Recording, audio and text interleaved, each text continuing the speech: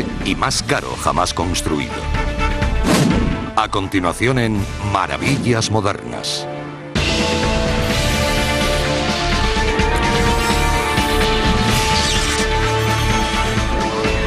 El puente más largo del mundo. Son aguas muy turbulentas. Una zona azotada por tifones, castigada por mareas y corrientes que alcanzan los 4,5 metros por segundo. Se trata del estrecho de Akashi, en la bahía de Osaka. El gran obstáculo para unir el norte con el sur de Japón. Esta masa de agua de 2,5 kilómetros es ahora atravesada por el puente más grandioso del mundo. El diseño en suspensión tecnológicamente más avanzado jamás construido. El puente Akashi Kaikyo. Los japoneses se enfrentaban a un reto muy interesante en el estrecho de Akashi, que no es muy ancho. Es un importante canal de navegación. Unos 1.400 buques comerciales lo atraviesan cada día, a lo que se le suman las fuertes corrientes o el flujo de agua que lo recorre. El canal de Akashi era un gran reto para los ingenieros japoneses. El estrecho tiene más de 100 metros de profundidad y las fuertes corrientes que lo atraviesan provocan fuertes mareas en la superficie y una rápida erosión del lecho marino. Está atestado de veloces cargueros y pesqueros faenando y en medio de todo esto, los ingenieros propusieron colocar 2 torres de casi 300 metros de altura y unirlas mediante un tablero de casi 4.000 metros que comunicaría el norte con el sur. El desarrollo económico es muy importante para los japoneses y, por supuesto, las zonas de Tokio y Osaka tienen una gran densidad de población. Los japoneses siempre intentan favorecer el desarrollo económico en todas las zonas de su país y para ello deben poder acceder desde los núcleos de población a lo que una vez fueron lugares inaccesibles. Por ello crearon una red de transporte basada en ferrocarriles y autopistas. Los japoneses aplican la experiencia que han ganado con la construcción de otros puentes, como el proyecto del Honshu Shikoku para construir el que ahora es el mayor puente colgante del mundo.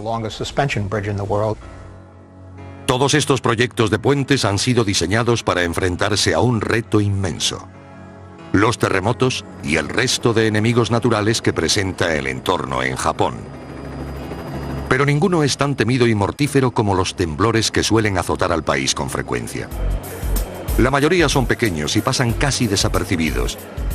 Pero en la mañana del 17 de enero de 1995, el gran terremoto de Kobe sacudió el estrecho de Akashi y cae sobre la ciudad aún dormida. Entonces se produjo el terremoto de Kobe. Cuando vimos la línea central del puente, descubrimos que se había desplazado un poco con relación a la del estrecho. Actualmente, este magnífico puente comunica la isla principal de Japón con sus vecinas del sur. El tráfico lo atraviesa por sus 6 carriles día y noche y bajo cualquier condición meteorológica. Y por debajo, cientos de barcos cargados de productos comerciales pasan invictos.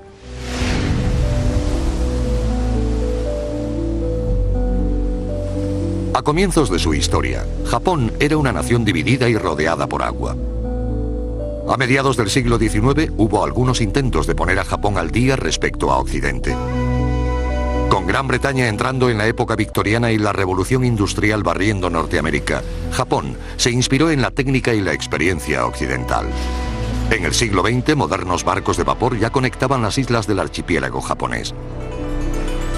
Pero los ferries y los barcos pequeños a menudo caían víctimas de los fuertes vientos y las corrientes.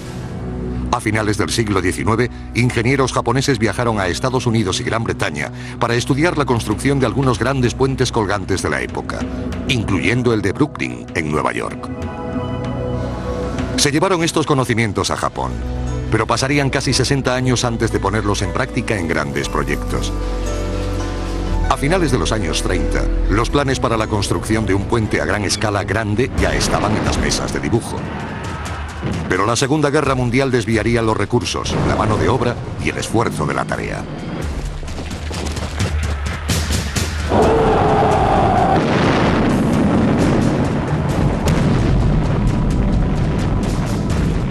Al terminar la guerra, 2 millones de japoneses habían muerto y la nación estaba en ruinas.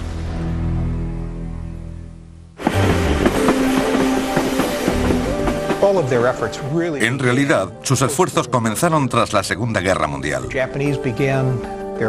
Los japoneses empezaron a construir grandes puentes y estructuras que salvaran sus estrechos y las aguas del mar.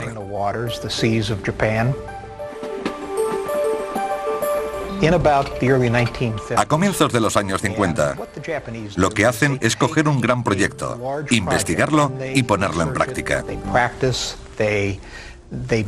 Construyen un puente, del cual adquieren muchos conocimientos, y posteriormente aplican la experiencia adquirida en la primera construcción a las siguientes, como en el proyecto de Honshu Shikoku.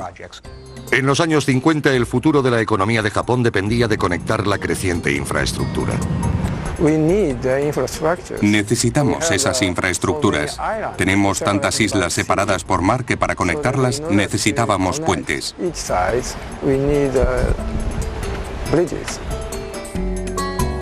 Pero tender puentes sobre los canales de Japón no resultaría fácil. Muchas de estas aguas, la principal línea comercial de la isla-nación, son conocidas por sus fuertes corrientes y mal tiempo. Esto hizo que el tráfico marítimo no fuese fiable, aunque construir un puente para comunicar las distintas orillas parecía una tarea intimidatoria. Mientras otras rutas aún más anchas entre distintas islas habían sido cruzadas por puentes a finales de los años 80, el estrecho de Akashi seguía siendo atravesado en ferry. El puente Akashi es un proyecto tan enorme que nunca se había intentado a tan gran escala. Así que muchas de las tecnologías de construcción, de diseño y de criterio tuvieron que ser reformadas y adaptadas específicamente para esta creación. El puente Akashi. Tender un puente sobre el traicionero estrecho de Akashi era más difícil de decir que de hacer. Hogar de fuertes vientos y olas, el puente debía ser diseñado para soportar lo peor de estas fuerzas juntas. El puente Akashi Kaikyo sería el último y más largo en este violento entorno. Pero, ¿de qué tipo? Cuando se trata de distancias superiores a 1 kilómetro, el puente colgante es la única estructura viable capaz de extenderse tanto. Pero la cuestión estructural no era el único reto. Japón es un país con un desarrollado sentido de la estética, y esta también debía aplicarse al diseño. Los japoneses son muy conscientes de los aspectos ambientales de la construcción y tienen muy en cuenta la estética en cualquiera de los proyectos que hacen. Tanto el gobierno como la población querían un puente que armonizara con el entorno. Creo que todo el mundo está de acuerdo en que la forma de un puente colgante es quizás una de las más grandiosas de todos los diseños posibles. El vano de 4 kilómetros sería cruzado por un puente colgante. Una vez tomada esta decisión, se enfrentaban a otro posible problema para el diseño: los terremotos. Japón registra una altísima actividad sísmica. Se encuentra al borde de la placa del Pacífico, la cual rota unos 5 centímetros al año. Esto provoca terremotos a lo largo de todo el extremo de la placa y por ello Japón sufre tanta actividad sísmica. Amenaza a la que también se expone el puente Akashi Kaikyo. Se sabe que una falla atraviesa los estrechos de la zona. Pasa por la periferia de la ciudad de Kobe. De hecho, ya había un importante plegamiento al inicio de la construcción del puente. Para afianzar la seguridad del diseño, los ingenieros llevaron a cabo numerosas pruebas. Para investigar la actividad sísmica, los japoneses se basaban en modelos informáticos. La invención del ordenador fue una de las grandes maravillas de la época moderna. La informática tiene, sin duda alguna, el mérito excepcional de posibilitarnos el diseño de estas enormes estructuras, por lo que también es la mejor forma de investigar el comportamiento sísmico. Los datos parecían prometedores. Los ordenadores habían probado las consideraciones de diseño más críticas. Un puente sobre el estrecho de Akashi parecía posible, pero ahora tenían que construirlo. La forma más simple de un puente de suspensión consiste en enormes placas horizontales que cuelgan de unos cables superiores. Estos cables deben fijarse a las orillas y para ello deben prepararse gigantescos puntos de anclaje. Este fue el primer paso para levantar el puente Akashi Kaikyo. Cuando se diseña un puente colgante, su peso total debe cargar sobre los anclajes. Si tenemos 500 kilos, el tamaño sería inconcebible, porque para resistir la carga total, debe tener una masa 10 veces superior a la soportada. Una de estas estructuras sería construida en el lado de Kobe del estrecho y el otro en el lado de la isla de Owagi. Cada localización planteaba retos específicos. El primer problema era conseguir excavar hasta la roca viva para tener una base firme sobre la que construir. Pero el lecho de roca es algo escaso en la zona. A pesar de que excavan a gran profundidad, no encuentran material suficientemente fuerte para apoyar la estructura. De hecho, solo el anclaje sur en la isla de Owagi tocaría realmente lecho de roca. El resto de las estructuras de sustentación del puente fueron construidas sobre sedimentos o estratos superiores sueltos. El enorme agujero para el anclaje norte bajó hasta casi 60 metros de profundidad. Una vez terminada la excavación, la pared fue preparada con la instalación de un muro de contención. Este muro de 2,5 metros de grosor retendría la tierra alrededor del hoyo. El vertido de hormigón podía comenzar. Cuando termina el proceso de excavación y alcanzamos el fondo, lo llenamos con hormigón compactado. En 3 meses terminamos el relleno dejándolo a 6 metros por debajo del nivel del suelo. Entonces colocamos el refuerzo de acero. 300.000 toneladas de hormigón fueron utilizadas, lo que la convirtió en la estructura más grande jamás construida. El hormigón fue vertido por capas para permitir que cada capa fuera prensada por apisonadoras y también para evitar un problema muy común en grandes estructuras de hormigón: el calentamiento. Es necesario refrescar las grandes masas de hormigón. De otro modo, se contrae durante el proceso de fraguado y se agrieta. Una vez acabada la cimentación, el refuerzo de acero en la capa superior proporcionaría los puntos de conexión para la enorme torre de anclaje que se colocaría encima. Esta estructura fue colocada como una unidad prefabricada por un barco grúa. Debido a que estaba muy cerca del mar, los bastidores fueron construidos en una fábrica, transportados en un barco grúa y emplazados. Después se procedió a fijarlos.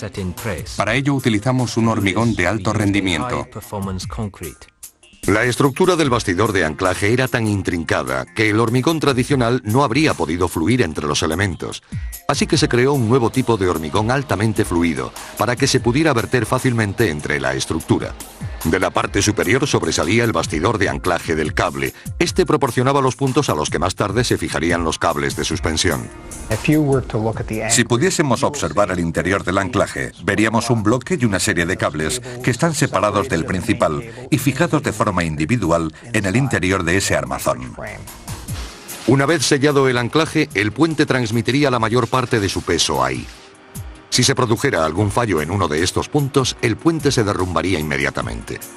Cuando se vertió la última remesa de hormigón y el anclaje quedó terminado, los trabajadores tuvieron la primera de muchas celebraciones. El del sur, en la isla de Owagi, fue construido usando la misma metodología, pero el agujero solo tenía 18 metros de profundidad y descansaba sobre un lecho de granito.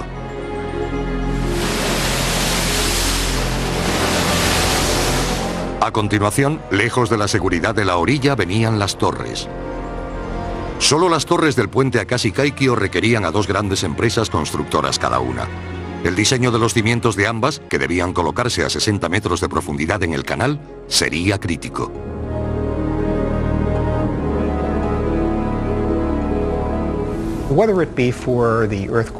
Los terremotos, los frecuentes tifones de Japón, los fuertes vientos, la lluvia o las traicioneras corrientes marinas del estrecho de Akashi. Todos estos factores debían tenerse en cuenta en el diseño y en la construcción. El canal entre los anclajes es profundo y la grava cubría el lecho de roca, que se encontraba muy por debajo del punto en el que la excavación para la cimentación de las torres era viable.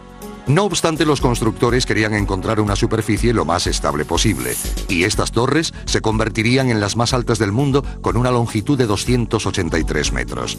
La solución implicaría fijar una ataguía, en este caso un enorme cilindro de acero, al fondo de grava, para proporcionar una base estable a cada una de las torres. Las ataguías están aproximadamente a unos 65 metros bajo el nivel del mar y tienen alrededor de 80 metros de diámetro. Son enormes. Los japoneses debieron tener en cuenta las corrientes que impulsan el agua a 4,5 metros por segundo. Por eso, decidieron prefabricar 2 enormes cajones con doble pared de acero para cada una de las torres y montarlos en fábrica.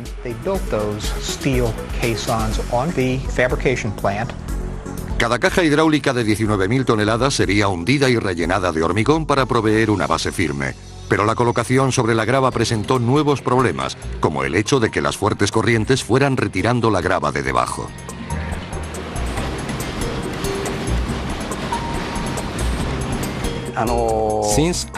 Yo sabía que prevenir el decapado era el mayor desafío, así que hicimos unas pruebas de nivel 3 con modelos a escala 1:100 durante casi 3 años.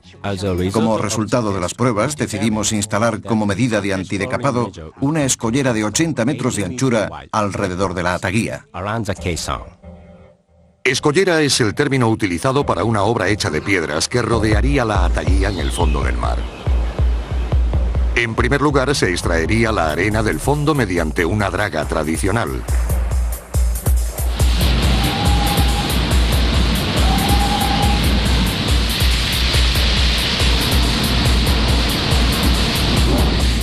Una vez hecho el hueco circular, podría hundirse el cilindro.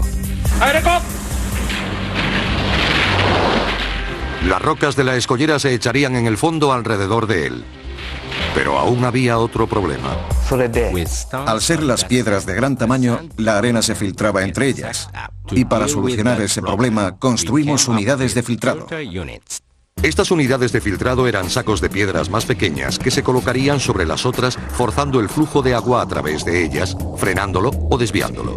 El decapado o barrido del lecho marino fue prácticamente eliminado. Las ataguías podrían ser colocadas en el fondo de grava sin perder la base o inclinarse. Las pruebas demostraron que esta solución era la que ofrecía mayor resistencia. Ahora las ataguías tenían que ser acabadas y remolcadas a la posición correcta para su hundimiento. La ataguía, que tiene 80 metros de diámetro, se divide en 2 secciones, la pared doble y el núcleo. El área del núcleo es de unos 2.500 metros cúbicos.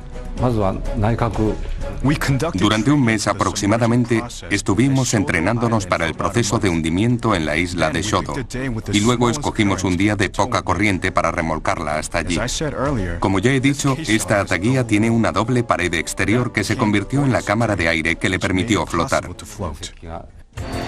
El enorme cilindro estaba listo para ser remolcado por el agitado mar del estrecho de Akashi.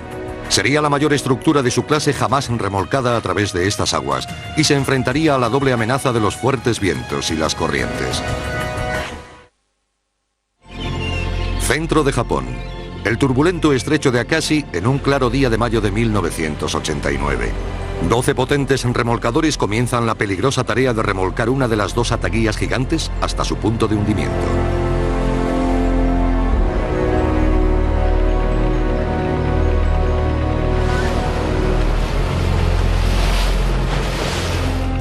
Una vez centrada sobre el lecho marino ya preparado, fueron fijados unos cables especiales entre la ataguía y grandes anclajes en el fondo. Estos anclajes habían sido dispuestos de forma circular alrededor de la fosa y ayudarían a guiar al cilindro hasta su posición correcta a medida que se hundía. Conectamos la ataguía a unos cables fijados a unos anclajes dispuestos en el lecho marino de casi 1.000 toneladas cada uno. Fue todo un logro en sí mismo, porque se trataba de una especie de corcho flotando en el agua que había que colocar en un lugar específico. Así que mediante GPS y otros sistemas de posicionamiento, lastres y pesos, lograron hundir lentamente la ataguía hasta el lecho preparado. Comenzamos el proceso de inmersión a la mañana siguiente cuando la marea estaba baja.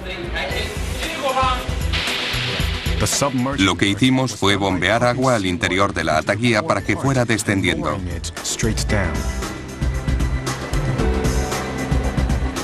En el interior había un monitor mediante el cual podíamos medir la posición y maniobrar los cables.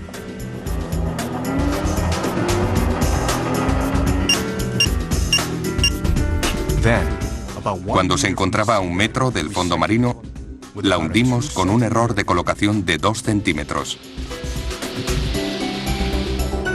Por fin la enorme ataguía descansaba en el fondo del mar. Pronto le seguiría su compañera en el extremo sur del canal. Ahora debían hacerse los preparativos finales en el lecho fangoso que cubrían.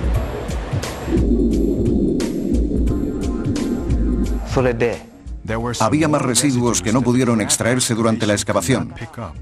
Después de sumergir la ataguía, utilizamos un robot subacuático llamado Airlift para aspirar algunas piedras y escombros. Pero una vez asentada firmemente en el fondo, la enorme lata tenía que ser rellenada con algo diferente a agua para hacerla más pesada. Una vez que la ataguía estuvo en su lugar, se extrajo toda el agua y fue sustituida por un hormigón especial subacuático. Esta era una nueva forma de trabajar para los constructores de puentes. Tradicionalmente las ataguías habrían sido hundidas, vaciadas y se hubieran enviado a hombres a trabajar en su interior. El peligro era un compañero constante y muchos fallecían. Pero esta ataguía había sido hundida sobre un fondo marino preparado y lo único que entraría en su interior sería este hormigón especial. Pero debido a que la estructura sería sumergida, los japoneses necesitaban un hormigón que pudiera asentarse y fraguar bajo el agua. Enormes plantas de hormigonado fueron trasladadas por barco hasta la ataguía. Los ingredientes fueron mezclados y luego bombeados en el interior para desplazar al agua. Cada capa vertida acababa con casi todos los materiales del barco. Así que mientras la mezcla se endurecía bajo el agua, los equipos de construcción aguardaban la siguiente marea favorable.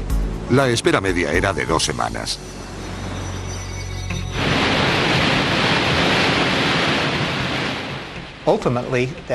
Al final, la ataguía, de 80 metros de diámetro y casi 70 metros de altura, fue rellenada totalmente de hormigón y se cubrió con una tapa especial. Unos 10 metros más de hormigón.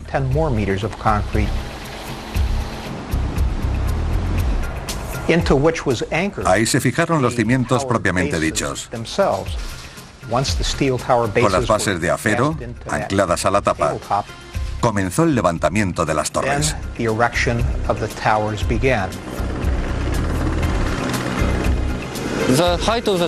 La altura es de unos 300 metros. Uno de los aspectos más importantes del diseño de esta torre es la resistencia al viento.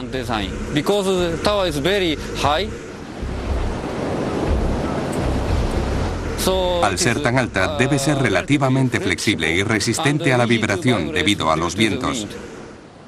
Se estudiaron muchos diseños de torres, pero el elegido fue el llamado cruciforme, en el que unos tensores en forma de X aguantarían las aberturas entre los soportes verticales. Su propósito es la estabilidad aerodinámica. Era la estructura más adecuada para soportar la gran fuerza de los vientos de la zona. El diseño de la torre también debía tener en cuenta un importante factor. Ambas edificaciones debían ser capaces de soportar los frecuentes y a menudo potentes terremotos de Japón. El punto de vista sísmico es uno de los más importantes a la hora de construir las torres, porque si los cables, que son el soporte de la torre, fallan, éstas se sobrecargarían y el acero de la base se deformaría por pandeo. Así que diseñamos estas estructuras considerando estas condiciones extremas. Las torres de 280 metros se prefabricaron en 12 factorías de Japón. Debían encajar a la perfección, por lo que la cooperación resultó crítica. Las tolerancias debían ser muy precisas para mostrar una estructura verdaderamente vertical. El eje de la Torre 1 se compone de 30 bloques verticales. Ambos lados de los bloques están pulidos. Porque una de las cosas más importantes de la torre es la exactitud vertical. Cada uno de los componentes de las torres fue trasladado al sitio mediante un enorme barco grúa. Utilizamos una gran grúa de 150 toneladas de capacidad y con ella fuimos colocando bloque a bloque.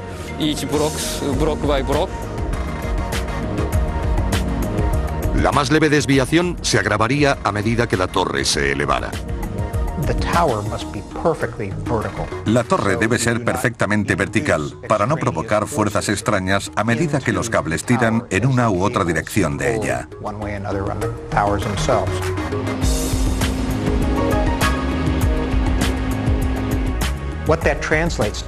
Eso se traduce en menos de 3 centímetros fuera de la perpendicularidad a los 280 metros de altura.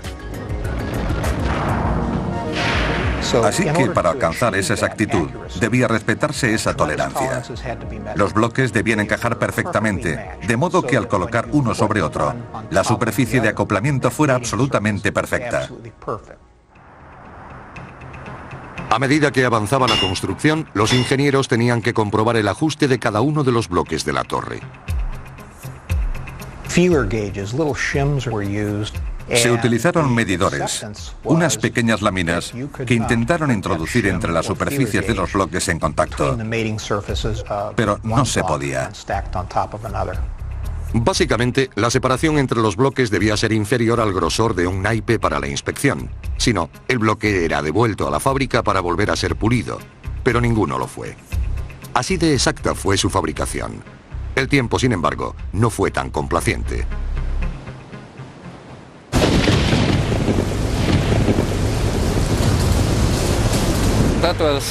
En diciembre de 1992 se desató una gran tempestad. La torre norte estaba casi terminada y la sur tenía unos 200 metros de altura. Entonces se produjo una fuerte tormenta que rompió el equipo de medición de la grúa de la torre norte y tuvimos que parar la obra durante casi 3 semanas. Entre las fuertes lluvias, los tifones y las tempestades, la construcción podía avanzar solamente entre 6 y 10 días seguidos. Pero esto se había tenido en cuenta a la hora de hacer la planificación, así que el retraso total fue mínimo.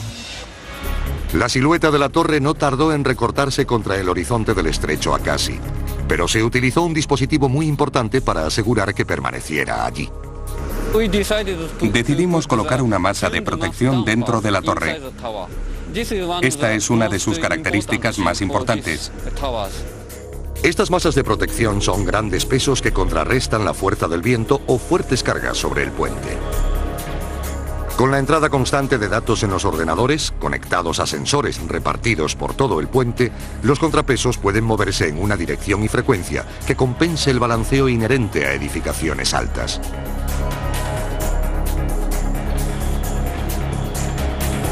En cada una de las torres se instalaron 20, que trabajan continuamente para mantener las estructuras verticales. Una vez terminadas las gigantescas torres, la siguiente gran tarea consistía en enhebrar los cables de acero de 1 metro de diámetro. La espina dorsal de un puente colgante es su cable. Ningún otro de sus componentes es tan agradecido o evidente, ni tan crucial para el éxito de un puente tan largo. Tomar la decisión correcta respecto a los cables fue uno de los mayores retos a los que se enfrentaron los diseñadores del puente Acasi Kaikyo.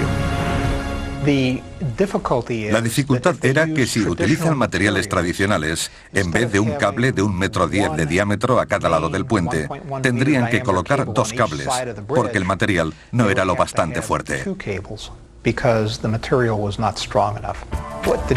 Lo que hicieron los japoneses fue desarrollar un tipo de cable más fuerte.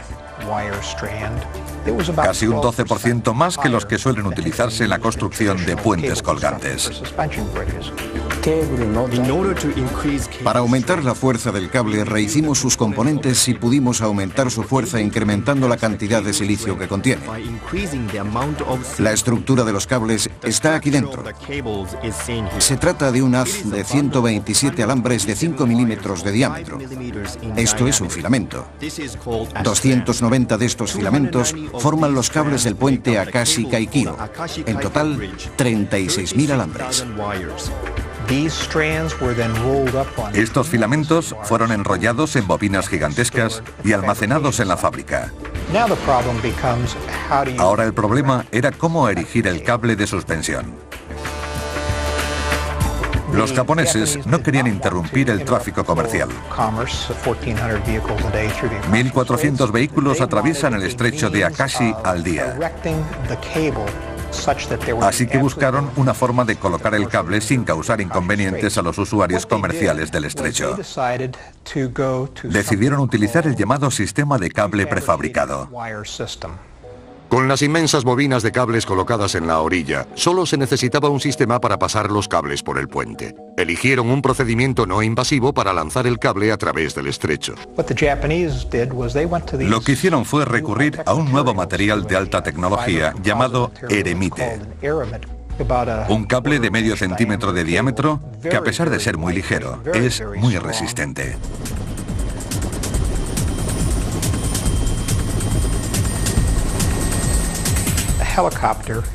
Desde un helicóptero llevaron el extremo del cable desde el anclaje a la primera torre.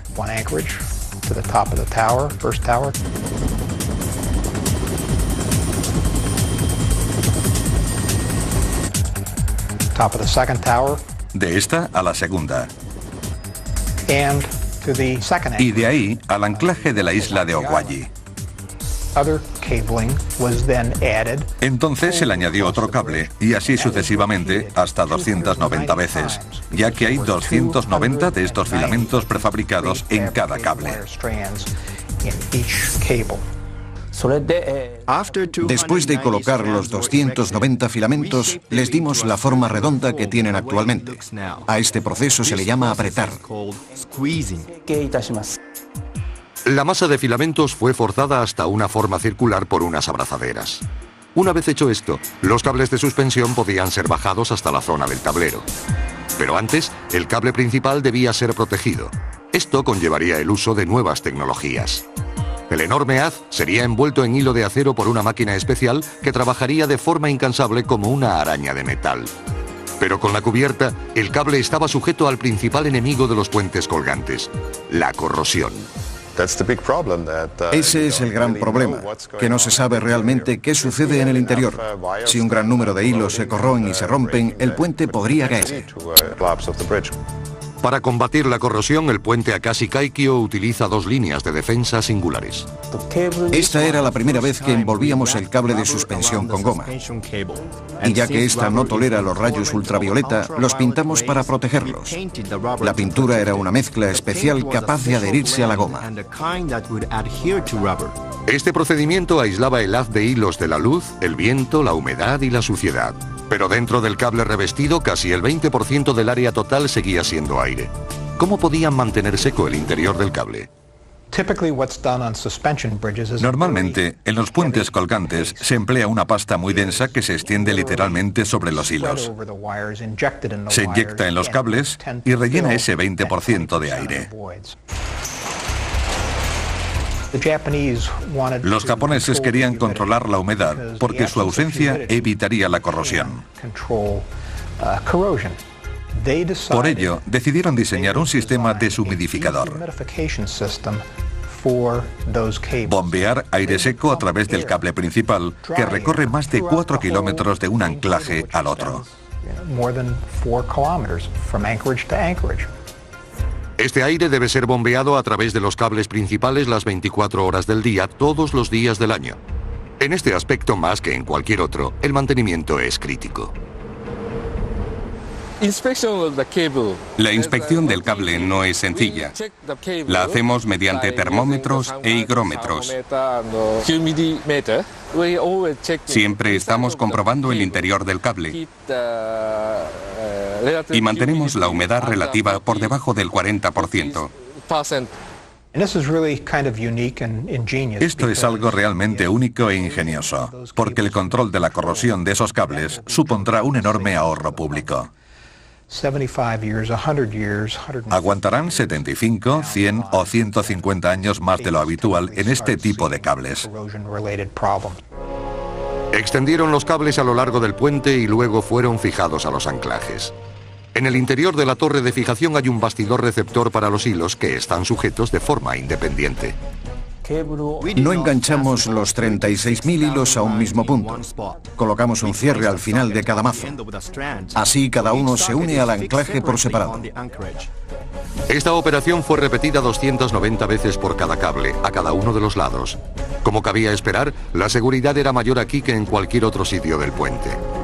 Con las torres erigidas y los cables extendidos de un anclaje a otro, lo único que quedaba era construir el tablero. No obstante, la naturaleza lanzaría un último desafío a la terminación del puente Akashi Kaikyo, uno que podría provocar su destrucción total.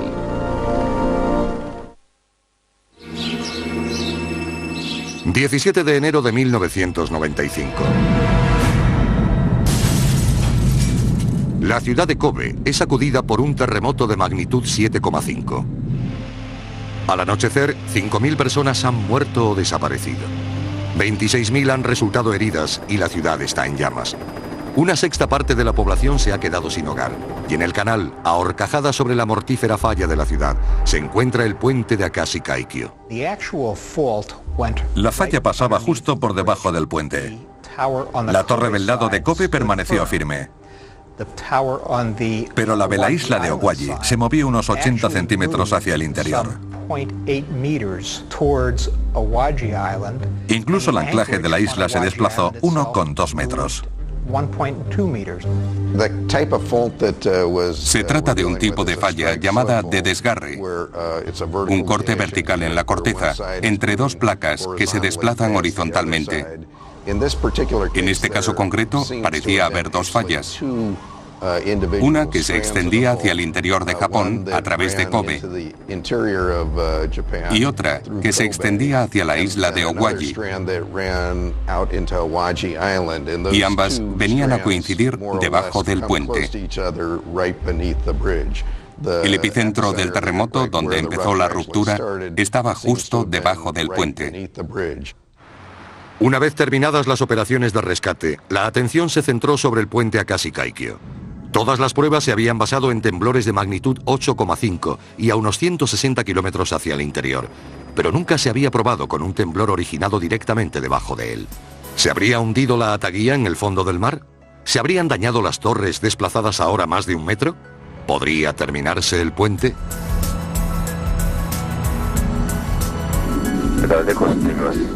Una cuidadosa inspección demostró que la estructura y el cable estaban en perfectas condiciones. En medio del caos y la destrucción de Kobe, era una buena noticia. Las obras se reanudaron un mes después del terremoto. En febrero de 1995 era hora de construir el tablero.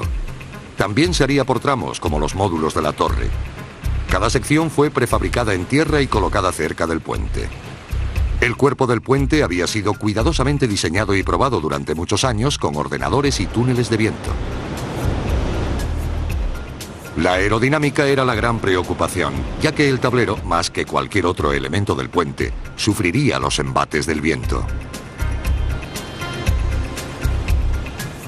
La mayor parte de las pruebas del túnel de viento se hicieron para medir las fuerzas aerodinámicas y evaluar así la estabilidad ante las vibraciones.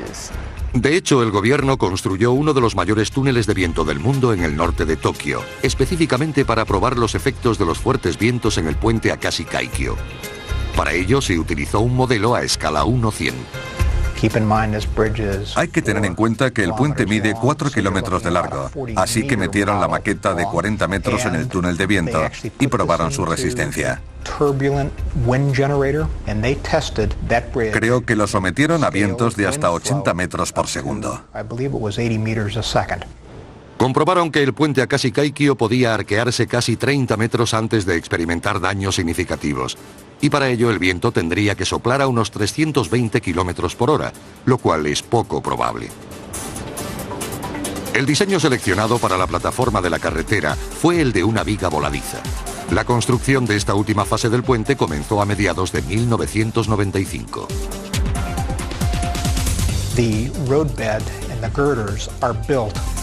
El tablero y las vigas se montaron desde las torres hacia afuera, de modo que a medida que se colocaban las pequeñas secciones, se le iban fijando los cables de sujeción.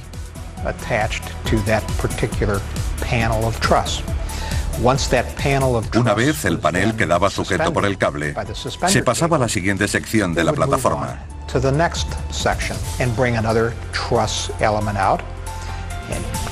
La cual se colocaba partiendo del segmento instalado previamente. El diseño de viga al descubierto permitía una gran resistencia sin impedir el flujo de aire. A continuación, se pasó al lecho de la carretera. A medida que las obras del puente llegaban a su fin, su silueta, ahora familiar, iba tomando forma. Sobre el sistema de vigas había que colocar una cubierta que básicamente consistía en una plancha de acero sobre la que se aplicó una capa de varios centímetros de asfalto. Y cubriéndolo todo, otra capa de asfalto epoxi especial.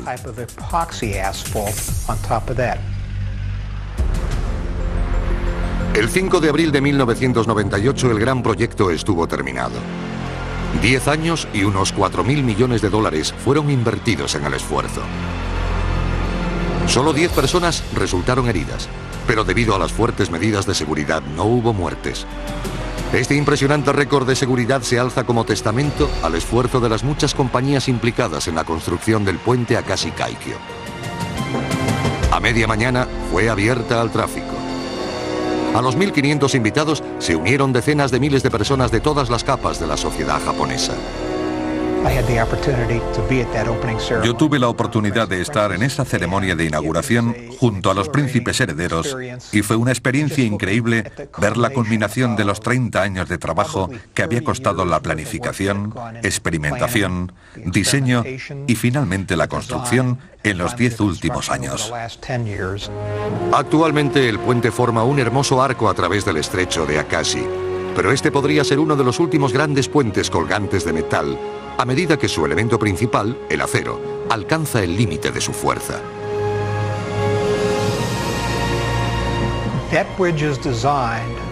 El puente está diseñado para que el 90% de su peso se soporte a sí mismo, lo que significa que solo el 10% del peso total del puente está dedicado a soportar el tráfico. Antes, los puentes colgantes estaban diseñados para soportar alrededor de un 25%.